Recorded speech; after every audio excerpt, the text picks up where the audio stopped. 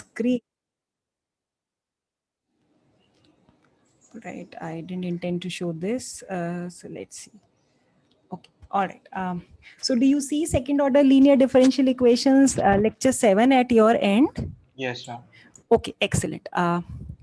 Okay, so let's go ahead, unless there are any questions. Okay. So we were discussing the method of undetermined coefficients last time. Yeah. So let's just quickly recall what is the method of undetermined coefficients. So I think I have a slide here. So the method of undetermined coefficients applies to second order linear homogeneous differential equation. Sorry, I'll just pull out that slide where I think I have sort of summarized this. Uh, Yes, so maybe this. So the method of undetermined coefficients applies to a second order linear homogeneous, both. So non-homogeneous differential equation with constant coefficients, right? So P and Q as listed here in this differential equation, d square y by dt square plus P dy by dt plus Q y equals to R, some function of t. So P and Q are some real numbers. Those are constants, and this method can be applied only when the forcing function, which means this function r, which appears on the right hand side, this is of a very special form, right? And So let's just quickly recall what does this method mean. So this method first involves looking at the associated homogeneous differential equation, and we all know how to find out the general solution of the homogeneous differential equation, second order linear homogeneous differential equation with constant coefficients. And then we look at the non-homogeneous differential equation and try to find a particular solution of the non-homogeneous differential equation. Yeah, so let's just go back to where we were, continue with our analysis of some examples. So let's see. So suppose the question is to find the particular solution of the given ordinary differential equation using the method of undetermined coefficient. So I have a polynomial here of degree 2, right? So I have to make an intelligent guess to start off with, right?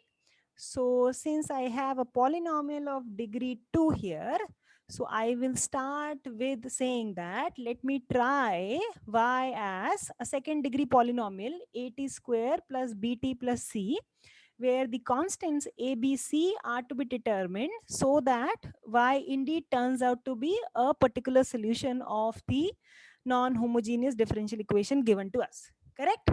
Yes.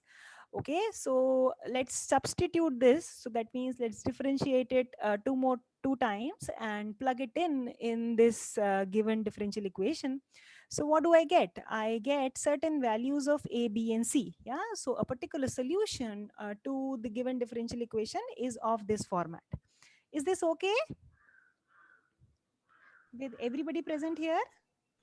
Yes, ma'am. Yes. Yes, ma'am. Okay, all right. So let's see one more example. Yeah. So here again, so I have a non-homogeneous second order linear differential equation, d square y by dt square minus 3 dy by dt minus 4y equals minus 8 exponential t cosine 2t, right? So what should be our guess? How should we start by looking for solutions of this, so particular solutions of this non-homogeneous differential equation using the method of undetermined coefficients? E raised to t into cos 2t plus a cos 2t plus b sin 2t. Right, so that's correct, right? So the presence of cosine suggests that we should look at cosine 2t plus sine 2t, and the exponential should still stick around, right? Because no matter how many times you differentiate this, the exponential will still survive, and differentiating cos and sine will generate both cos and sine, right? So all of that. So the constants a and b need to be determined, right? So we start by looking for solutions of the form a exponential t cosine 2t plus b exponential t sine 2t, and plug it in the given differential equation in order to find solutions for a and b. All right, so let's do that. So we have differentiated y once, and So if the calculation here is correct, then so I have a t missing here. Sorry, I will edit this. So the d square y by dt square is this. So if I substitute this, then what do I get? I'm able to solve for a and b, and I'm able to write down a particular solution for this non-homogeneous differential equation. Correct? Is that okay Yes, with ma'am. everybody? Yeah. All right. So let's look at one more example. Yeah. Now I have d square y by dt square plus 4y equals 3 cosine 2t, right? Okay, so since the forcing function here, which means that the right hand side, which is a function of the variable t alone, is 3 cosine 2t, the general suggestion is that while applying the method of undetermined coefficient, one should look for solutions of the form a cosine 2t plus b sine 2t, right? So let's start. So let's differentiate it once and let's differentiate it one more Why time. And can't we just take cos 2t because there is no y dash term, right? let's see, let's see, let's see. Let's see where we are heading. Okay. So if you substitute this in the given differential equation, the goal is to solve for a and b. And the suggestion is that we should ideally have b to be 0, right? That's what you're saying. Okay. So the point here is no matter what values of a and b you have, the left hand side is always 0. Oh, Is that correct? So we are stuck here, right? So how do we get around this situation? What is the problem here?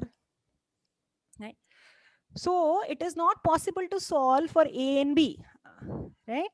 And what is that we analyze here? What goes wrong? What goes wrong, right? The point is that if you look at the equation, d square y by dt square plus 4y equal to 3 cosine 2t. Why do I get 0 on the LHS, right?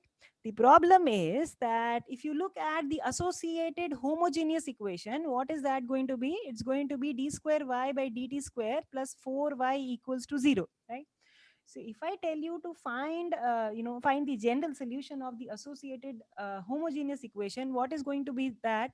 So a cos t plus b sine t. well, not sine, right? You'll have cosine of 2t, right? 2t, Because right? right, because the characteristic equation is going to be m square plus 4 equals to 0, right? You're going to write the corresponding characteristic equation, solve that. So in this case, the characteristic equation admits complex roots, and that's right.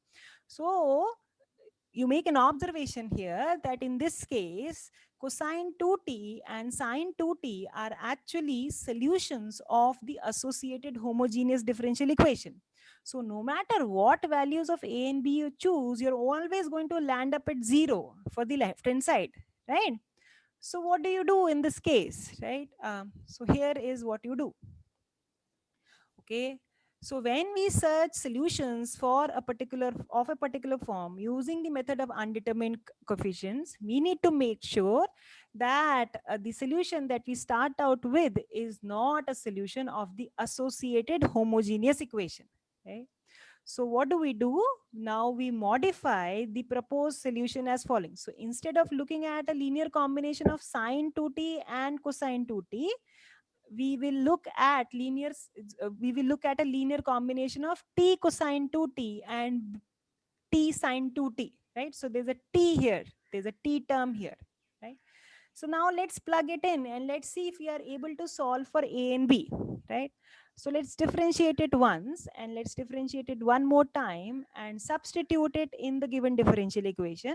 So if all of this is correct, then you are actually able to solve for a and b, and it turns out that a is 0 and b is 3 by 4, and a particular solution to the given non-homogeneous differential equation is given as 3 by 4 t sine 2t. Is that okay with everybody? Yes. Ma'am, Yes. but how did we come up with t cos 2t and t sin 2t out of nowhere? I mean, how can we guess that we should multiply the solution by t? Right. So, t here comes actually logically. You remember last time we discussed this, that if we are able to find one solution of a differential equation, in that, we discussed a second order linear differential equation in standard format with with the coefficients, continuous coefficient, right? So we discussed a method, right? How do you find the other solution? You remember? Yeah. Yeah. Yes. So if Yes. you do, you apply that algorithm here, you will actually get the other solution will turn out to be t of that. So that t comes from there. Oh, okay. Okay. Yeah. Got it. So there is a basis for here, right? So it's exactly that method. Yeah. Okay. All right. Okay. So here is something to be kept in mind while using the method of undetermined coefficients.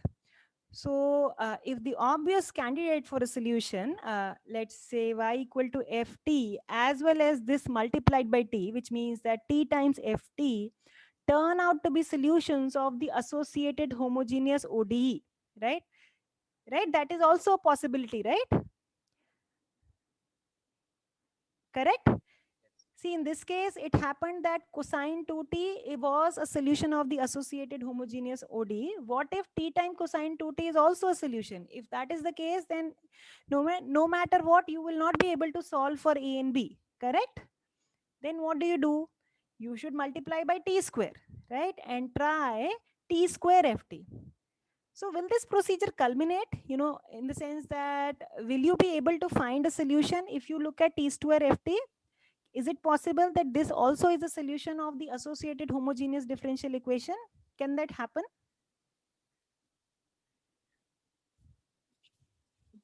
Mm, Can that happen? No, ma'am, because we have No. already found two. We have already found two solutions. And Yes. what is true about the solution So they space were of linearly independent. right? So we know that the dimension of the solution space of a second order linear homogeneous differential equation with constant coefficients is 2, Two. right? So it is not possible that t square ft is also a solution of the associated homogeneous differential equation. Correct? Is that Right. okay? Yes. Is everybody with me? Yes, Yes. up till this Yeah. point? Yes, Okay, ma'am. good, good. All right. So let's see. So let's just recall this method one more time. So remember, this method can be only applied if the associated homogeneous differential equation has constant coefficients, 1, and 2, the function r on the right is of a very special form, right? Okay. Okay. All right. So R is either the exponential function, sine function, cosine function, polynomials, or some combination of these, right? So so if R is, let's say, sum of R1, R2 up to Rn, then one way to approach this problem is that you look at n sub problems. So what are these sub problems? You look at t square y by dt square plus p dy by dt plus qy equal to rit. Yeah, so I runs from 1 to n, and then apply the method of undetermined coefficients to find particular solution of each of these n sub problems. So if I denote by y subscript I, yi to be a particular solution of this n sub of this problem, then and I sum it up, so I get y1 plus y2 plus yn, and I call it y. Then y would be a particular solution of the non-homogeneous differential equation that we started out with. Is that okay? Yeah, ma'am. Yes, is that Yes, okay? yes, Yeah. ma'am. So let's apply this tool actually to write down a particular solution of this differential equation. Yeah. So what is that? D square y by dt square minus 3 dy by dt minus 4y equals 3 exponential 2t plus 2 sine 2t plus 4t square minus 1 minus 8 exponential t cosine 2t. Yeah. So if you remember, we just discussed this. So let me write the right hand side as sum of r1, r2, r3, r4, where what are the r1, r2, r3, r4? So let me write down. So r1 is going to be 3 times exponential 2t. I should have written this on this slide, but sorry, I'll maybe edit this and write it. So r1 is 3 times exponential 2t, r2 is 2 sine t, R3 is this polynomial 4t square minus 1, and R4 is minus of 8 exponential t cosine 2t. Right. So actually, towards the beginning of this lecture, we actually solved this differential equation, when the forcing function was 4t square minus 1. And we just couple of minutes ago discussed what happens if the forcing function is 8 exponential 2t cosine 2t. And the first two ones, 3 exponential 2t and 2 sine tt, these were done last time. So if you sort of turn to the lecture notes of the preceding lecture, you will see that we actually worked out y1 and y2, which are particular solutions of the appropriate differential equation, d square y by dt square minus 3 dy by dt minus 4y equal to r subscript it. And what we need to do is just sum them up, all of those particular solutions, and we will have a particular solution of the given differential equation. Is that okay? Yes, ma'am. Yes, ma'am. Yes. Okay. All right. So let's just discuss one more example. So suppose somebody says, let's solve this differential equation, d square y by dx square plus y equals x cube sine x, right? Using the method of undetermined coefficients. Okay. All right. So what should be your candidate solution? So the first thing, since you have a sine x appearing on the right hand side, your solution should involve both sine x and cosine x, correct? And top of it, you have a cubic polynomial, right?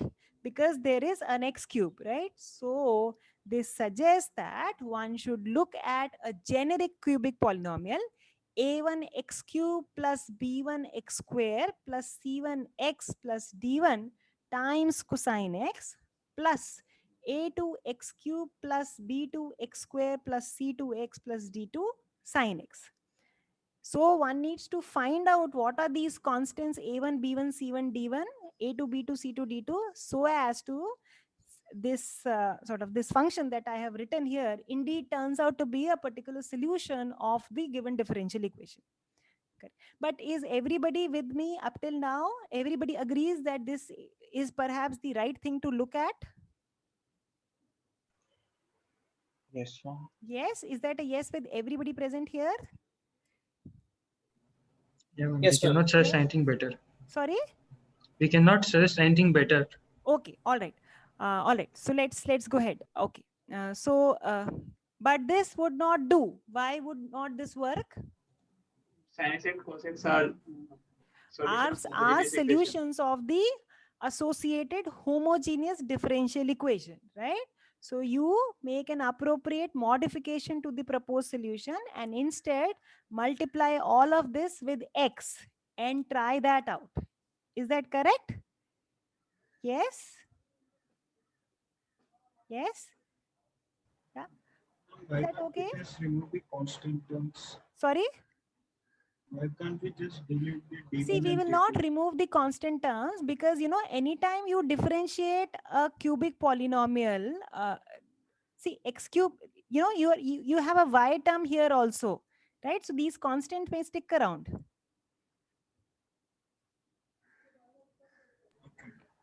Correct? Is that okay? Yes. Yes? sin x and cos x are solution of homogeneous equation, but not x cube times sin cos x and x cube times sin Correct, x. correct. So why we are multiplying with x? We don't know if x cube times sin x is the solution. See, of when we homogeneous. multiply the all of it by x. Ma'am, I'm saying that cos x and sin x are solution of homogeneous equation. Correct. At that time, we multiply it by x times cos x as a solution. But in this, we are taking already x cube time polynomial times cos x. Then why we need to multiply? We don't know that if it is a solution of homogeneous equation. Right, but Polynomial there is times. this term also there, right? There's this term also there. There's the d1 times cos x, right? How do you avoid that? Okay, ma'am. Yes? Yes? Can't we say that A1 not equals to 0? Then would it work? Um, A1, A2 will both be equal to 0. Why is that? How do we say that A1, A2? See, In the non-homogeneous D, there is a y term. So that will only contribute to x to the power 4. So A1 x to the power 4 sin x plus A2 x to the power, sorry, A1 x to the power 4 cos x plus A2 x to the power 4 sin x. yes. So when So A1 plus quotient A2 should be 0. So we will see, you know, what turns out later. Yeah. But there's no harm in sort of starting out with A1, A2 like this. Is that? So you're saying you're unnecessarily complicating things, is it? No, I think Yes, we, ma'am. A1 A2 will be 0. Ma'am. no. By A1 plus definition. A2 will be 0. A1 plus A2 will be 0. Correct, correct. 4 Yeah. A1 plus 4 A2 will be 0. Not A1 A2 individually 0. But there's cos x and sin x. So, ma'am, basically they're asking how do we know that this particular solution is a solution of the homogeneous part, because there are cubes and all also. Yeah, ma'am, Correct, exactly.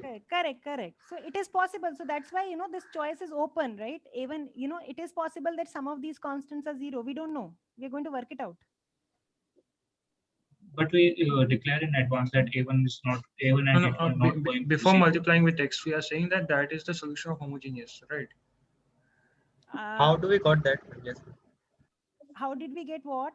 So, ma'am, how did we know that the solution which we had before multiplying x, how did we know that this is a solution of the homogeneous part? Not this. Only sin x and cosine x are solutions of the associated homogeneous differential equation. So this is something to be checked, you know. So you say that you look at this differential equation and we know that sin x and cosine x are indeed the solutions of the associated homogeneous differential equation. Yeah, that part is clear, right? Yes, ma'am. Yes. Yeah. So check that this may not work. And the reason is that sin x and cosine x are already solutions. So instead you multiply by x and start work with that. Basically, it comes out later after you work it out that this one won't work. So since it won't work, we are multiplying by x and trying if Right, that. but at this stage you must check. You must check Yes. at this stage. Yes, indeed. This is something that you must check. And its check means you have to actually compute and check, not by just inspection. Ma'am, I think the point is that we probably don't know, right? We are just trying to educate a case, right? We are trying to make an intelligent guess to the solution. That's what. We don't know. That's the whole point, of course. Okay. Yeah. But like here, it's easy to see that if we do the double derivative and add a y to it, then we don't have an x cube term anywhere. So that's why it won't work. Yep, exactly. So you don't have to work everything out. You just have to see the x cube term hai ya nahi hai, and then you can multiply by x. Yeah. Sorry, I missed your conversation. Yeah. So is that all sorted or there's some confusion?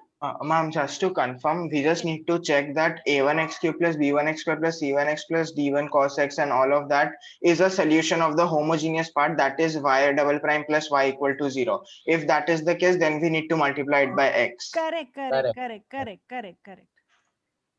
See, because if it's a solution of the homogeneous part, no matter what values of these constants you will choose, you will always land up as 0 on the left hand side. So you will not get anything out of this. Correct? Is that Yes, okay? ma'am. Yes. Yes, ma'am. Yes. Okay. So I have actually not sort of written the computations here. So this is to start off with, and you know, once you make an intelligent guess, then you can actually do the computation, right? Is that okay? Yeah. Yes. Okay. So let's go ahead. All right. So we actually sort of saw this to how to sort of split R into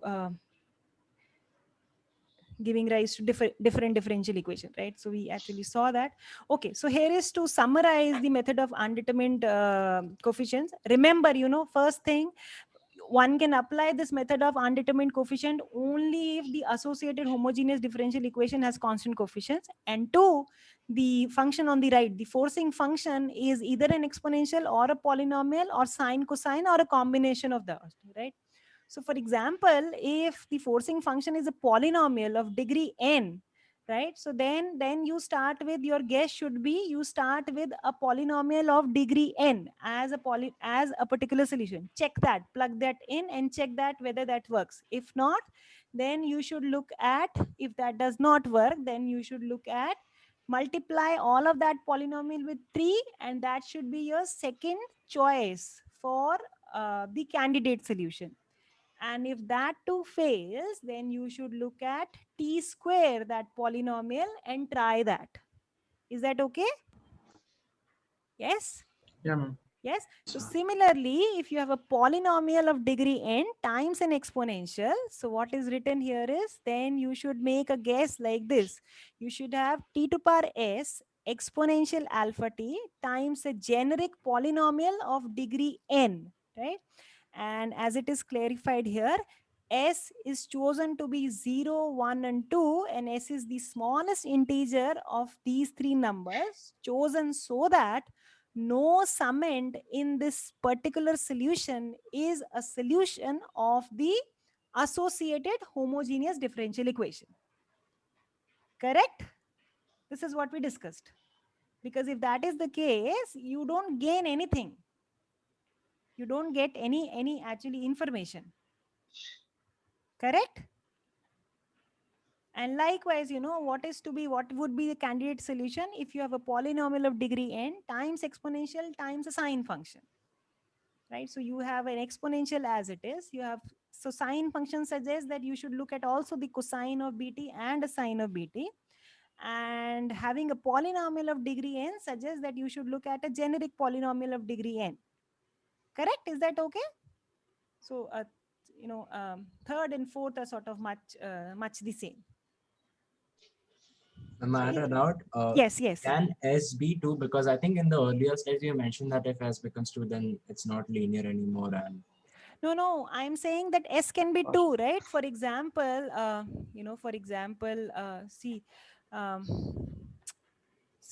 so we look at this, right? We look at this case. If so, you give me an example where the associated, where is my stylus? Here it is. So I am looking at this, right? Y double prime plus py prime plus qy equals to r on some function of t. So the associated homogeneous differential equation is this, right? So how do you solve this? You look at the characteristic polynomial, right? So if this equation admits repeated roots, right? So suppose that so this equation takes the form m minus alpha square equal to 0, right? So then what are the roots of the, so what is the solution of the, what is the basis of solution of the associated homogeneous differential equation? I think x times exponential. So it would be, what will it be? Minus, wait, so is that correct? Exponential alpha x and x times exponential alpha x, right? Yes. Right? Right. Yes. So, so what should be the force? So what if, what is it I wanted to say?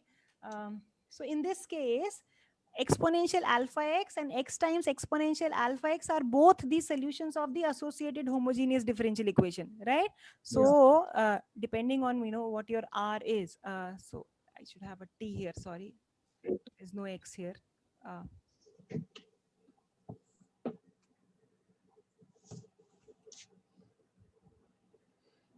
So this is a t and t times alpha t. This is a basis of solution space of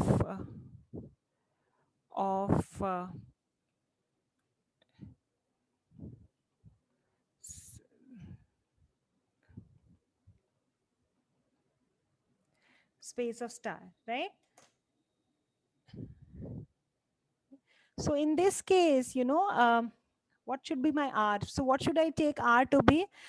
So that, so let me say, so if my r is, I'm thinking aloud here. So if r is t times alpha t, So then what should be my candidate solution for the particular solution for the non-homogeneous differential equation? Or let me just simplify it. Let's just T let's square times let's take just this. What should be the candidate solution? Let's just look at this case. What should be the candidate solution? Some constant multiplied by a raised to alpha t. Right. So the first solution is that you start with some constant multiplied by this, right? Won't work.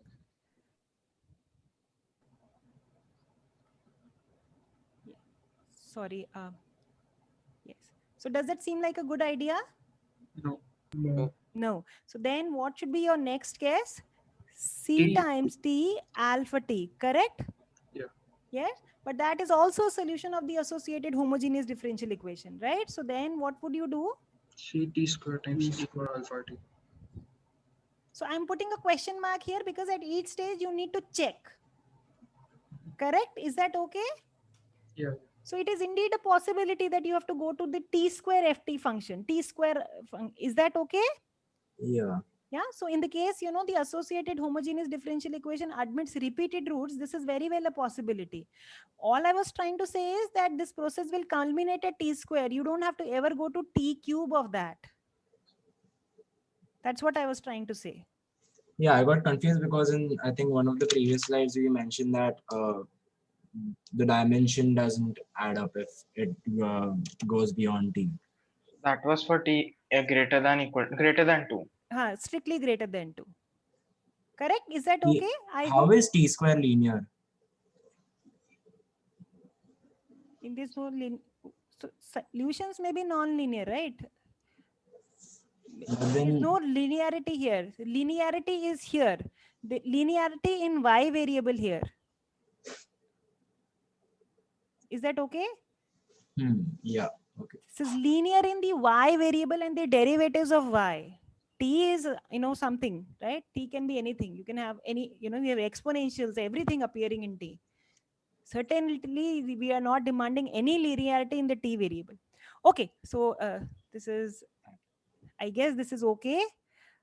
All right, is that okay with everybody present here? Yeah. Yes. Okay. All right. So this was all that. Yes. Yes. So what is the meaning of matlab, so that no summand in the YT is the solution of the that Summand means, when you write, so this is English, when you write, let's say A plus B equals C. So A is a summand, B is a summand, and C is sum. yeah, okay. Yes. So summand means that, this term, right? Is that okay? Yes, sir. Yes. Okay. All right. Okay. So this is all I wanted to say about the method of undetermined coefficients for now. Okay. So the method of undetermined coefficients is nice, but it is rather restrictive. As I said, it applies only when the forcing function is of a very special form and only when the associated homogeneous differential equation is of constant coefficients, right? So here is another general method to find particular solutions of a non-homogeneous differential equation. This is called as the method of variation of parameters. So now I am going to as well look at case when the associated homogeneous differential equation has coefficients. So P and Q are functions here, right? Honest functions and not just scalars, right? So let's look at this differential equation. D square y by dx square plus Px dy by dx plus Qxy equals Rx, right? Okay, all right. So we are going to work under the assumption that P, Q, and R all continuous on a certain interval I on the real line. Okay, and let's look at the associated homogeneous differential equation, which is this, right? Given as equation 1. So suppose we know the general solution of the associated homogeneous differential equation, right? So we know the basis of solutions y1 and y2. So general solution is any linear combination of the basis of solution. So C1, C2 are some real numbers. Okay. So what one does in the method of variation of parameters is, So you vary the constant C1 and C2 by functions V1 and V2. So what it means is, so we say that we are going to determine V1 and V2. These are functions of the variable X, so that Y defined in the following manner, Y defined as V1 times Y1 plus V2 times Y2 is a particular solution of the non-homogeneous differential equation, right? So you may not think that this is a good idea, since there are now two unknown functions to be determined, right? V1 and V2. Okay, correct? Is that okay? But let's see what is that we do, right? The first thing that we started out with, we need to determine V1 and V2, so that Y defined as V1 Y1 plus V2 Y2 is a solution of particular solution of the non-homogeneous differential equation. So recall, V1 V2 are unknown functions of X, and Y1 Y2 are the basis of solutions of the associated homogeneous differential equation. Okay. So let's differentiate y once, right? So if we differentiate it once, so I say that I am going to demand that the following equation is satisfied. Yeah, v1 prime y1 plus v2 prime y2 equal to 0. So what is this? See, v1 and v2 have to satisfy only one condition so far. What is that? That y equal to v1 y1 plus v2 y2 is a solution of the non-homogeneous differential equation. So we can impose a second condition that produces a convenient simplification. So as our second condition on V1, V2, we require that V1 prime y1. Yeah. So the derivative of V1 times y1 plus the derivative of V2 times y2 is 0. So what does it do? It allows us to differentiate y. Yeah. Y, what is y? Y is V1 y1 plus V2 y2 once as if V1 and V2 were constants. Correct? Is that okay? Yeah. Yes. So there are actually no terms, so if what is that? Now if I'm going to differentiate it one more time, right? Because I know to sort of plug it in the given differential equation. So the advantage is that now I have no terms that involve the second derivative of V1 and the second derivative of V2. Correct? And I say that in this equation, these two conditions, one can always solve for the derivative of V1 and the derivative of V2, right? Let's see, right? But so far, is everybody with me? Why are we demanding v1 prime y1 plus v2 prime y2 to be 0? So, there is, this is a method, right? We are saying that, we are looking for unknown functions v1, v2, so that y equal to v1, y1 plus v2, y2 is a solution of the non-homogeneous differential equation. So, we have only one condition and need to find for two unknown functions, right? So we can impose one more condition. So I'm introducing this simplification. But like, what is the mathematical significance of this? Like, what is it doing to the solution?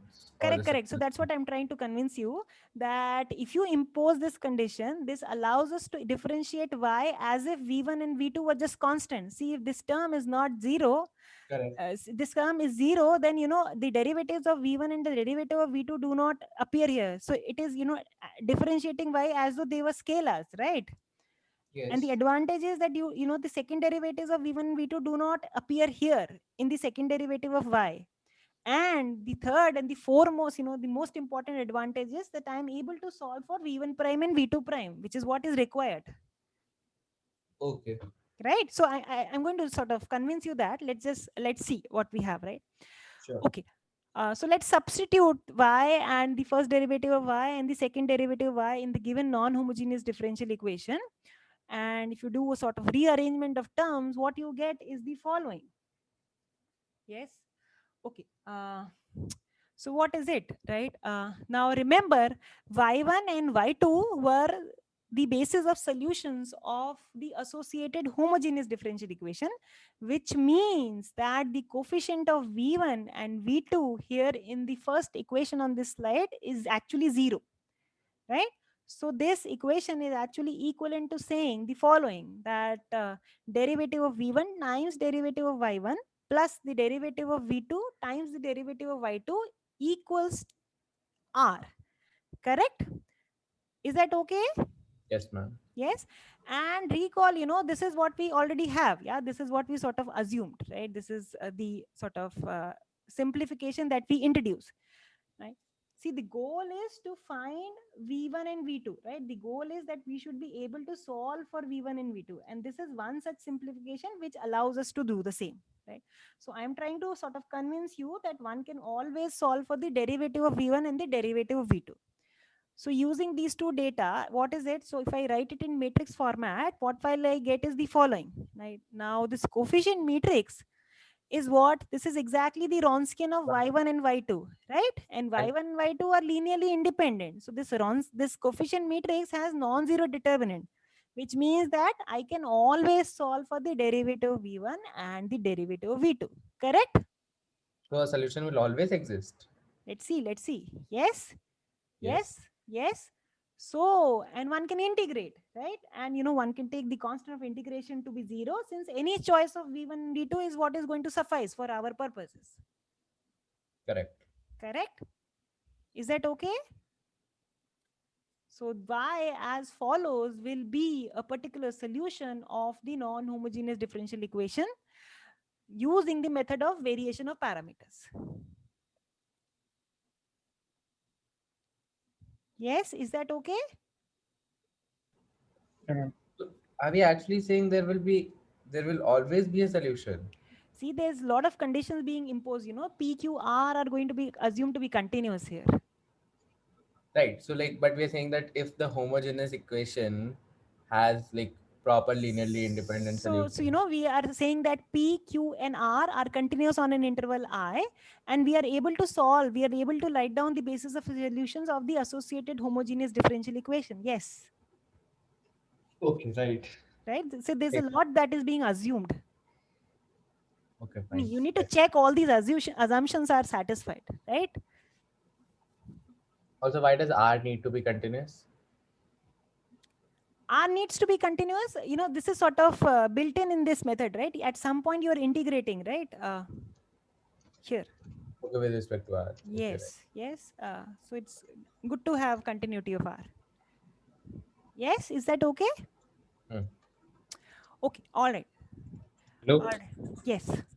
Ma'am, but without that condition that we have imposed, we can't solve that. See, I am not saying without this condition one cannot solve it. Without this condition, you cannot apply the method of variation of parameters. That's all at this point of time. Okay. Yeah, I am not saying one cannot solve or not. We are not making any such statements, right? Is that okay?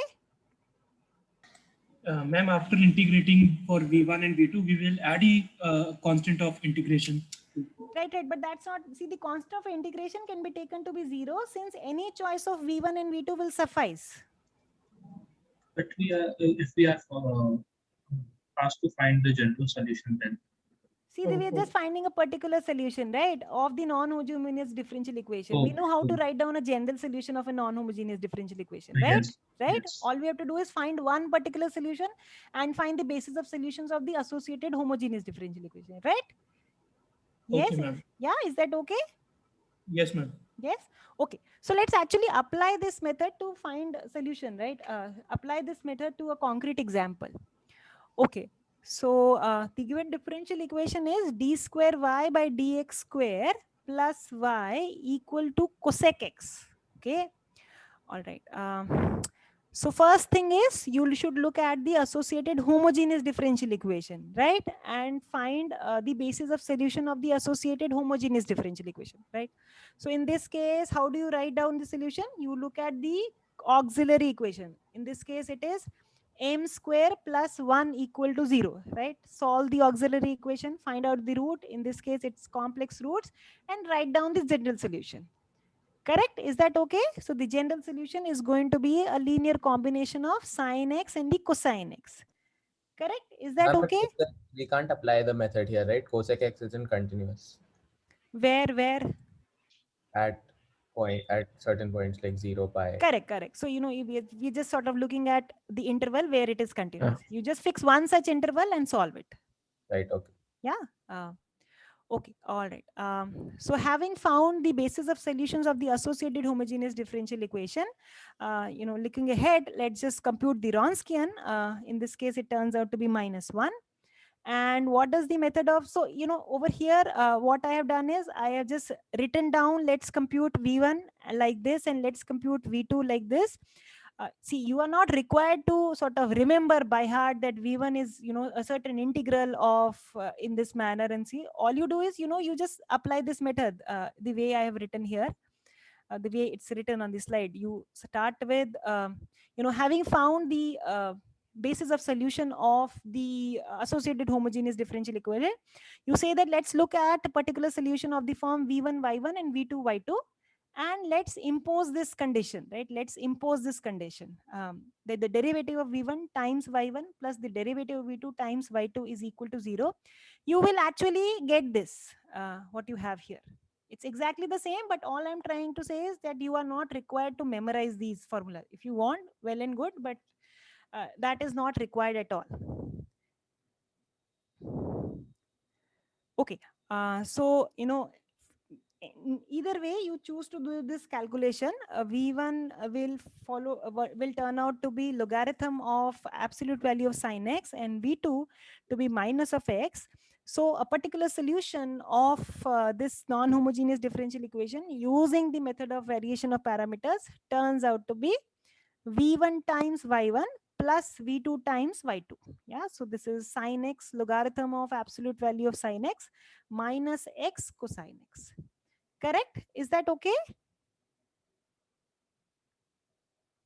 Yes, ma'am. Yeah, ma'am. Yes. Okay. I think I have a couple of more examples illustrating the method of variation of parameters. So let's see. So I have d square y by dt square plus 4y equals 3 cosine 2t. So we actually solve this in today's lecture using the method of undetermined coefficients, right? And since cosine 2t is a solution of the associated homogeneous differential equation, we actually had to multiply the obvious solution by t, and then we worked out, and it turned out that a particular solution was 3/4 t sine 2t. Let's see what the method of variation of parameter yield us. Okay.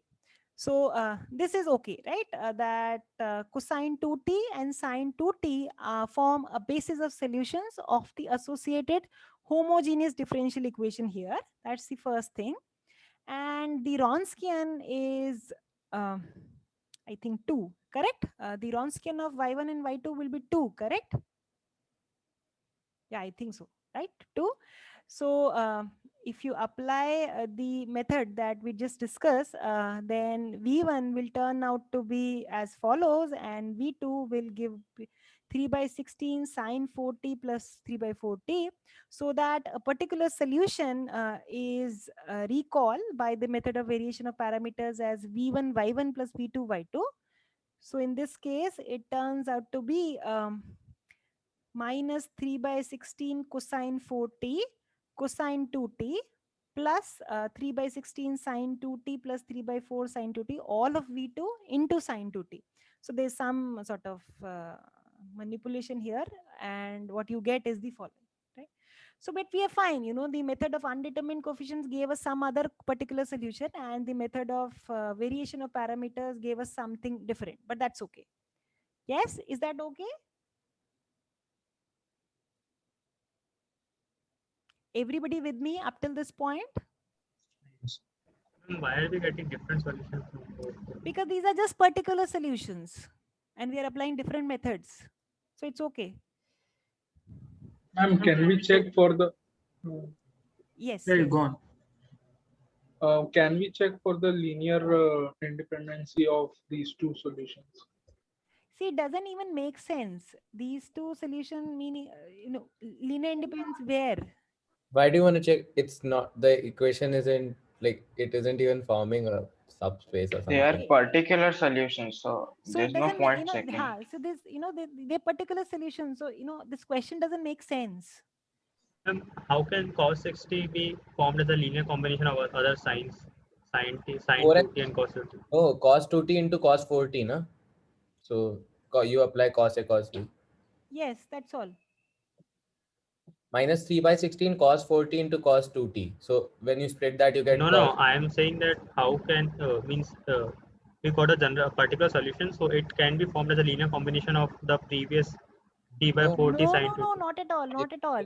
See, y1 and y2 cosine 2t and sine 2t are the basis of solutions of the associated homogeneous differential equation. d And- square y by dt square plus 4y equals 0. And bases only make sense for the homogeneous equation. Right, right. Doesn't make sense And for. now these particular solutions are solutions of the non-homogeneous differential equation. We are not making any such claims, right? That they are linear combination of cosine 2t and sine 2t. No, not at all. Neither we are claiming anything about linear independence or It dependence doesn't because make sense. The question doesn't make sense in the here. Correct? right. Yeah, is that okay? Yes, ma'am. Yes? Yeah? Yeah? Convinced, right? Please don't hesitate to ask if it's still, sort of a sticky point or some, yeah.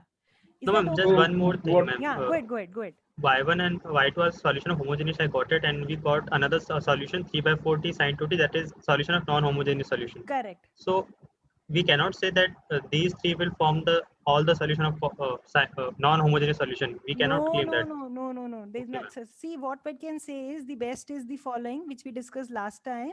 That sorry, how do I? So is it we are saying that there can exist more solution than See, what we are y1 getting? and y2 are the solution space here is given as c1 y1 plus c2 y2 plus a particular solution. That's all. And there can be more solution to non-homogeneous solution. No, Is these it? are all possible solutions. That's what we showed last time. No, but y of p could be anything. It Y is of some p is a particular solution of the non-homogeneous differential equation. correct. So like for our example, it could be the cos 61 or it could be the original one. It could be anything, yeah. These are all the solutions of the non-homogeneous differential equation.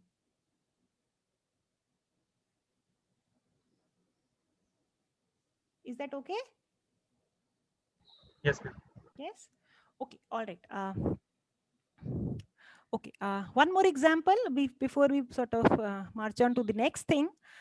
Let's look at this example. Again, write down a particular solution using the method of variation of parameters. Yeah. So if you look at this example, no, we cannot apply the method of undetermined coefficients here, right? So what we know is the only possibility for us is for now at this moment point of time is to apply the method of variation of parameters. Okay, so let's look at the associated homogeneous differential equation. Write down the auxiliary equation, which is m square plus 3m plus 2 equals 0. And write down the general solution, right? So the roots are, what are the roots? -1 and -2, is that correct? Yes. Yes. So which means that the general solution is given as a linear combination of exponential minus x and exponential minus 2x. So this is the general solution of the associated homogeneous differential equation. Now let's look at the method of variation of parameters, which means that we are going to find unknown functions v1 and v2, so that v1 times exponential minus x plus v2 times exponential minus 2x is a particular solution of the non-homogeneous differential equation. Okay. And remember, v1 and v2 satisfy the following two conditions. What is this? The first one is is what we demand. This is something that we impose. And the second one falls out as a consequence. So the second one is a consequence of the fact that y given as v1 times exponential minus x plus v2 times exponential minus 2x is a particular solution of the non-homogeneous differential equation.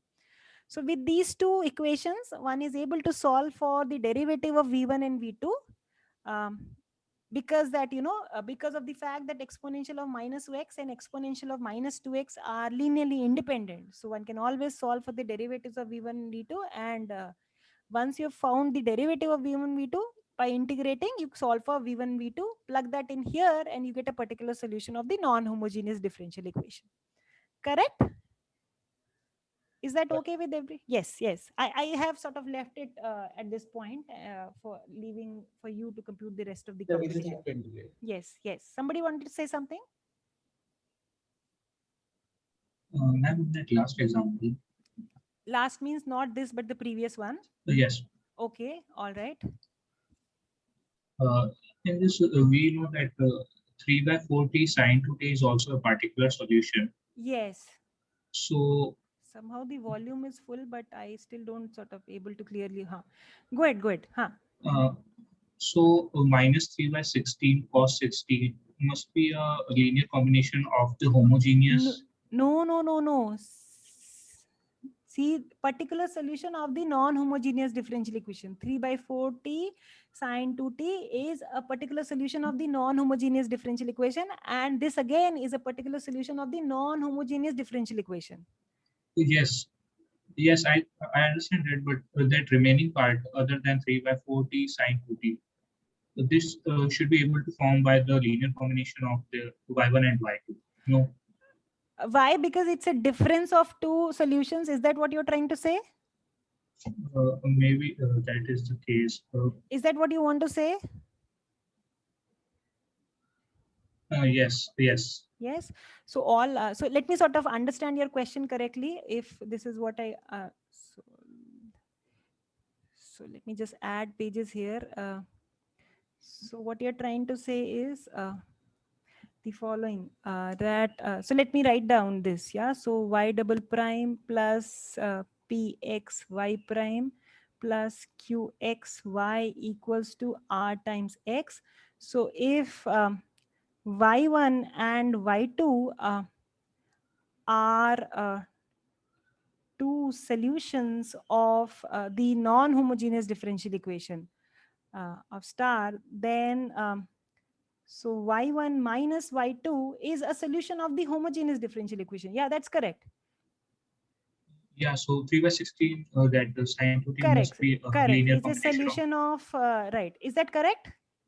This is a general fact. Okay. Isn't it? Is that correct? Right? Because if you plug this in and you subtract this, then the linearity. The point is that this is this is the ordinary differential equation is linear, so that will allow us to conclude this. Okay. Yeah, is that correct? Right? Everybody is with me on this. And how can we write cos 60 as a combination of sine 2t and cos 2t? Yeah, that was my doubt.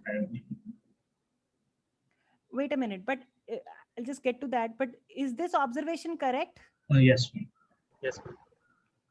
Yes. Correct. All that I'm using here is linearity in y and derivatives of y. Okay. Now what you're saying is how do you write cosine 60 as a linear combination of cosine 2t and sine 2t? Yes, ma'am. Cos 2t into cos 4t, we will manipulate that now. So we'll get cos 60. We will use cos A, cos B. So you'll get cos of A plus B plus cos of A minus B. I think this is possible, but some manipulation which I But sort like of... you won't get that as a linear combination. No? You'll get powers. Yeah, not as a linear. But we need to get it as a linear combination of cos 2t and sine 2t. See, I must confess that I don't remember these formulas on top of my head. Yeah, so maybe we can try this later. Is that okay? But the statement is right. Now, cos 60 must be the solution of non-homogeneous linear equation. Is it right? Cos 60. Yes, so it seems. Yes, you have two solutions of the non-homogeneous differential equation. Yes. No, come again. What cos 60 should be the solution of? No, it should not be a solution of homogeneous equation. Why will it be the solution of the homogeneous? Exactly. Because 3/4t sine 2t is a particular solution, right? Of the non-homogeneous. So we subtract those two solutions. No, but you're just looking at the same solution space in two different ways. I mean, I don't see why it should change anything. If you Ma'am, put it the in the the question solutions, was to write cos 60 as a linear combination of cos 2t and sin 2t, right? yes. Correct. Yeah, See, so we can directly. I will rather interrupt you all. You know, maybe we can take it towards the end of the class. Yeah, Sure, sure. because sure. right. Okay. Yeah. Uh, okay. Uh, all right. So there's nothing. So any questions on this example? None. There are none. Right. Okay. Yeah. Somebody wants to say something? Just wanted to confirm that we can if we can find the basis of the homogeneous equation, then there will always exist a v1 and a v2 satisfying our conditions. Provided, you know, provided PQR are continuous. Yes. Provided PQR are continuous on an interval. Yes. Correct. Okay. Correct. Yeah. Correct. And for this, if we try to use the formula which we derived earlier using the Wronskian, then Wronskian comes out to be 0. So wouldn't that be a problem? Say that again. The Wronskian of e raised to minus x and e raised to minus 2x is 0. No. Where? Oh, no. Oh, my bad. Cannot be, right? No, It's my bad. linearly Sorry. independent, right? Yeah, The Wronskian can never be 0, right? Okay. All right. Okay. So, you know, so far, you know, we have been discussing the second order linear homogeneous differential equation, and we would sort of like to run through this theory, whatever we have learned so far for second order linear differential equation to linear differential equations for higher order. So let's just recall an nth order linear differential equation will look like the following. Yeah. A0, which is a function of x alone, nth derivative of y with respect to the x variable, plus a1x, n minus 1th derivative of y with respect to the x variable, all the way, plus anx y equals g, which is a function of the variable x alone, right? So this is by the definition of linear, you know, linear in the variable y and all of its derivatives. We are going to work under the assumption as before that all these coefficients a0, a1, an up to g are continuous on certain interval I of the real line. We are also going to assume that a0 is never 0 on the interval I, which means that I can divide by a0 throughout, and I can put this linear ordinary differential equation in standard format, which means that the coefficient of the highest derivative is 1, right? That's all standard format implies. And as before, I will have all of these coefficients p1, p2, pn are to be continuous, will be assumed to be continuous on this interval I of the real line. And if it so happens that r is identically 0 on the interval I, then the above differential equation is said to be homogeneous, and otherwise it is non-homogeneous. Yeah. So this is, you know, very much like whatever we have been doing for second order linear differential equations.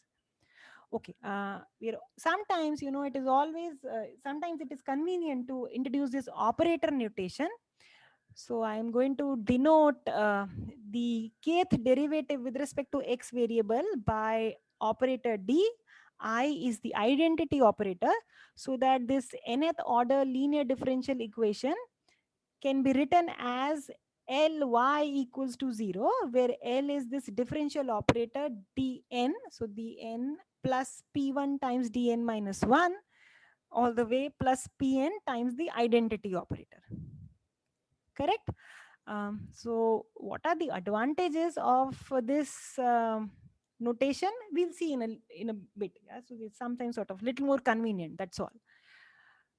So what is an initial value problem in this setup? So I have an nth order linear differential equation and n initial condition. Yeah. So since the equation involves nth order of nth derivative of y with respect to the x variable, it will require n integrations to solve, right? So each of these integration introduces an arbitrary constant. Hence, we expect that to obtain a unique solution, it is necessary to specify n initial conditions, right? So k naught up to k naught, k1, kn minus 1 are arbitrary real numbers. P1, P2, Pn are going to be all assumed to be homogeneous, are all assumed to be continuous on certain interval I. X naught is some point on this interval I, right? So this is an initial value problem in this setup. Okay, and much like the second order case, we have an existence and uniqueness theorem in the setting of nth order linear differential equations. So what is the statement? Suppose that P1, P2, Pn are continuous on an interval I. X naught is a point in the interval I, and k naught, k1, kn minus 1 are any arbitrary real numbers. Then this initial value problem admits a unique solution on the interval I. Yeah. So please note that I have a nth order linear differential here equation here in standard format with continuous coefficients. X naught is any point in this interval I, and the initial conditions are given at some point X naught in the interval I, and k naught, k1, kn, all these constants are completely arbitrary. Yeah? So for any choice of these real numbers k naught, k1, kn minus 1, this theorem is saying that there is guaranteed to exist a unique solution throughout the interval I, as long as P1 up to Pn, these functions are continuous on I, and x naught is a point on the interval I. Yeah, so this is very much like what we sort of did for second order linear differential equations. Yeah, so both, I reiterate, both the existence of the solution and the uniqueness of the solution are guaranteed to us thanks to this theorem on the same interval where the coefficients P1 up to Pn are given to be continuous. All right, is this okay? Yes, sir. Yes. So the dimension theorem will also be valid here, no? Right, right. So we are going to address that next, but that comes a little later.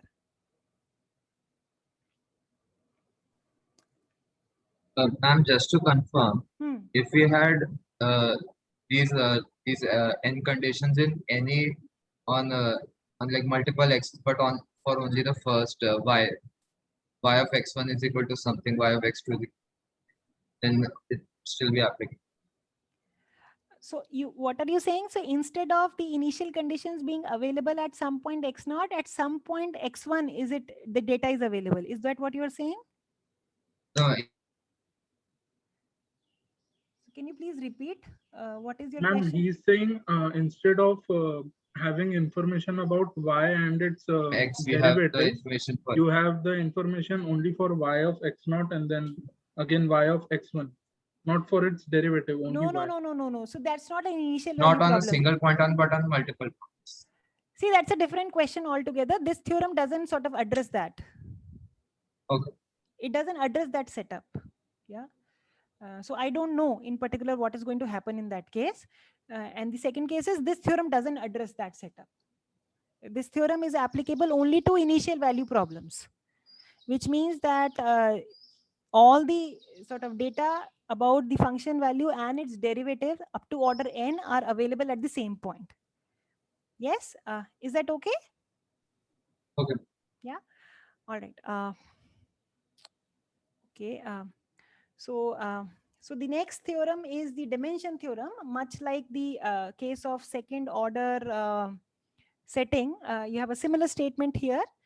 So given I to be an interval in R and P1, P2, Pn continuous on this interval I, let's look at the linear differential equation in of order n in standard format with continuous coefficients on this interval I. Then the solution space of that linear differential equation is of dimension n. Right, saying that the null space of this operator is exactly the solution space of that ordinary differential equation. Correct?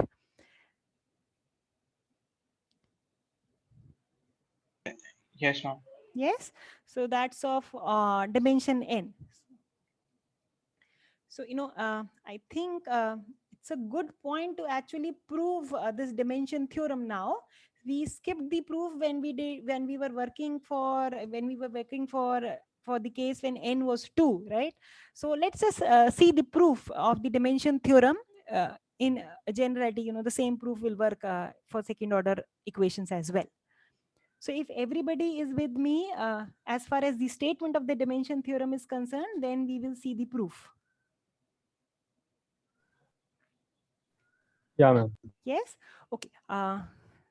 So how will we prove the dimension theorem? We are going to appeal to the existence and uniqueness theorem for the initial value problem. So let's see how. So what are we required to show? We are going to look at this operator notation. We are going to, instead of looking at a second order linear differential equation, I am going to look at a linear operator L as described here. And remember, P1, P2, Pn are continuous on this interval I. Okay. So what is that we are required to show? Instead of showing that the dimension of the solution space of this linear differential equation is n, I'm going to show that the dimension of the null space of this linear operator is n. Correct? It's the same thing, right? Okay. So let me fix a point x0 in the interval I, and I'm going to define a map as follows. So what is the domain and the codomain? So I'm going to define a map T on the null space of this linear operator L, and this is going to take values in Rn. So I'm going to define it as follows. So if F is in the null space of this linear operator, I'm going to send it to the following tuple in Rn. I'm going to send it to F at x0, the derivative of F at x0, and the n minus 1th derivative of F of x0. Remember, F is in the null space of the linear operator L, which means that first thing, F is n times differentiable, and that is the reason I can write all of this at the point x0. Correct? Is that okay? Of course, this t depends on the choice of x0. So there's a t subscript of x0 here, which so the subscript is missing. So is this okay? Everybody understands how is t being defined here? Is that okay? Yes, yes. Now the first statement is the following. The first statement is that t is a linear transformation. What does it mean to say? It means that if you have another another element G in the null space of L, then I should be able to write first T of F plus G should be TF plus TG. That's first. And if you have a scalar alpha, then I should be able to write T of alpha times F must be alpha times TF. Correct? That's what linear transformation means, right? Is that correct? Yes, ma'am. Yes. So does everybody agree with me that T is indeed a linear transformation? Yes. Yes. Okay, that's the first thing. The second thing is I claim that T is 1, 1. What does it mean? That if T of F is equals to T of G, that must imply that F equals G. Right? And how do I substantiate this claim? I say that this follows by the uniqueness of the solution of the initial value problem. So maybe I'll just write this down. So let's just see this. So let's see. So remember, what is L? L is dn plus p1 n minus 1th derivative. So these are functions here. P1, pn, pn minus 1 maybe, yeah.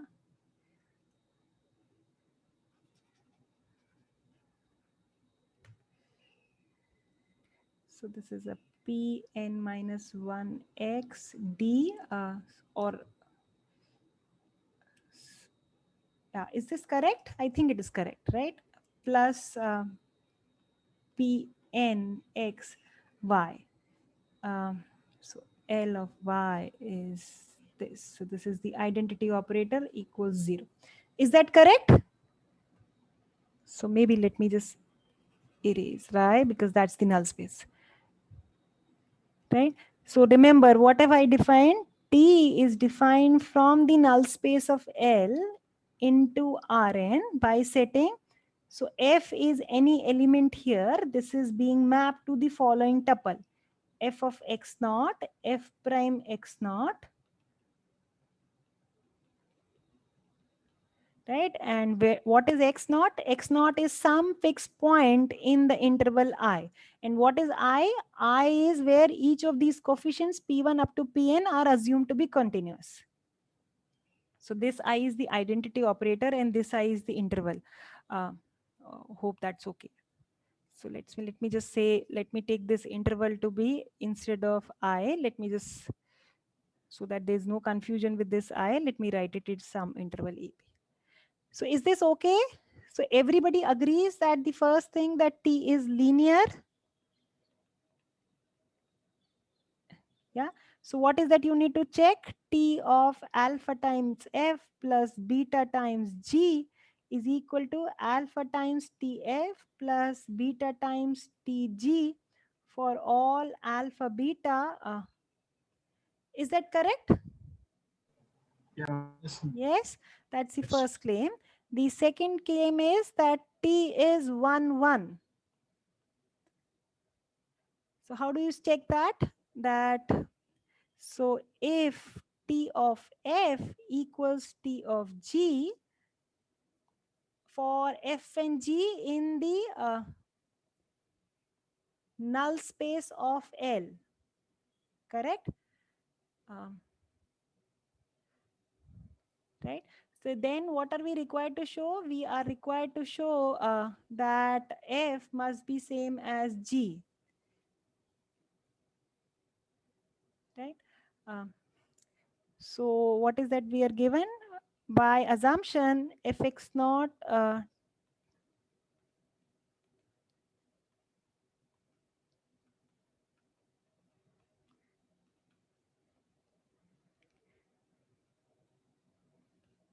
so this would imply that F is equal to G. Does everybody see this?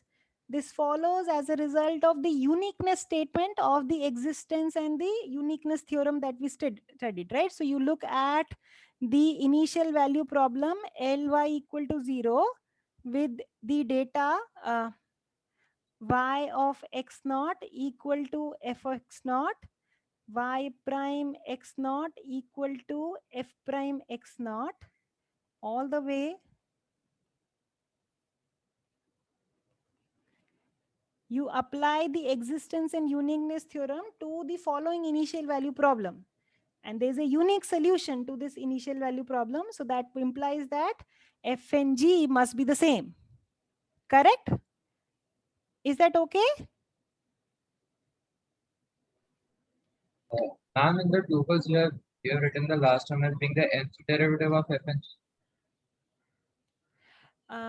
Nth derivative of Fn. Yeah, correct, right?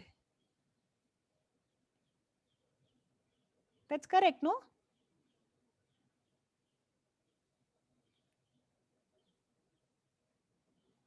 That's correct, no? F is in the null space of L, which means that F is a solution of this equation Ly equal to 0. So F is differentiable n times. So But wasn't the output space of t in R to the n is the n plus 1 element? Say that again. How is the? Didn't we define the output space of t to be in R to the n, but we have n plus 1 elements. Oh, you have n plus n elements. So what did I say? Let me just check. I have, so I'll have it till n minus 1. Yeah, this is what you want to say. So yes. Yeah, yeah. I'll just make it change. Yeah, thank you very much. This is all the way till n minus 1. I think, yeah, this is n minus 1 everywhere. So this is n minus 1. Thank you very much. And this is n minus 1. And this is g of n minus 1 x naught. And likewise, you have n initial conditions here. So which means that up till n minus 1 is enough. And the nth one you will compute as a result. This much data point is enough, right? Thank you very much. Yeah. So is this okay? Is everybody with me?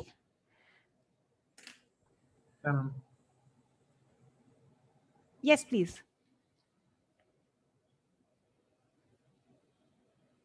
So you call this initial value problem as star star.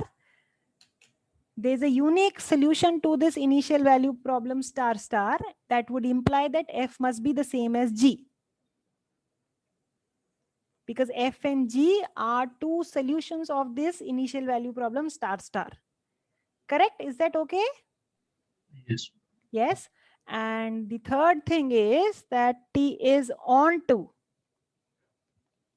T is onto, that follows by the existence part of the initial value problem, right? So what does onto means? Onto means that for any k naught up to kn minus 1 in any n tuple in Rn, there must exist some f in the null space of L such that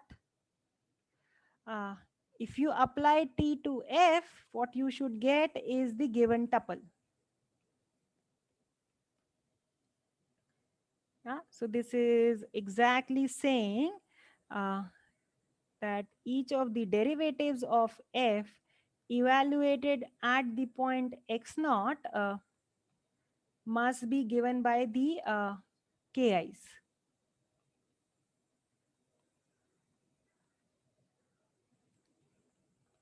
Correct? Yes?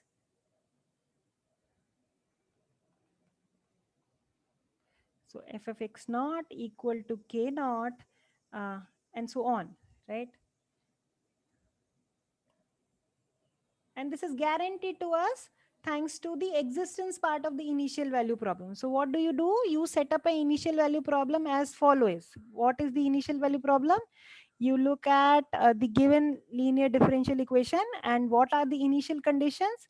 Y of x naught equal to k naught.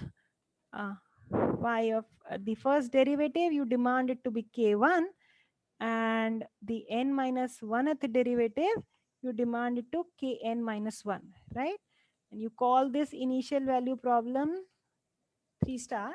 So no matter what real numbers k0, k1 up to kn minus 1 are, you are always guaranteed that there is going to be a solution of this initial value problem star star star, which is exactly saying that T is onto. Correct? Is that okay? Yes.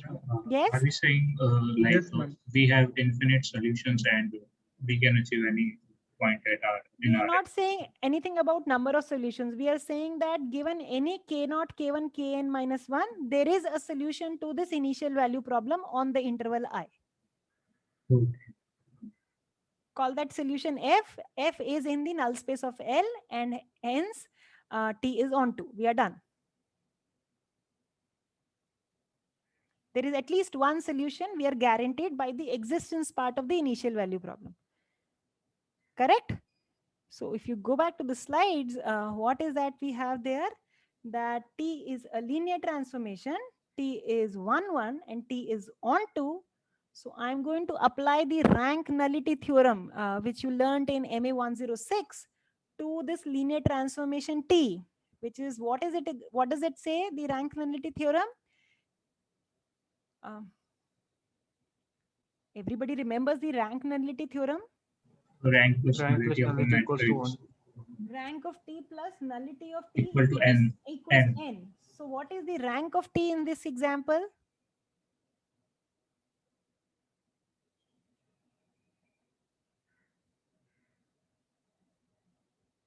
What is the rank of T in this example?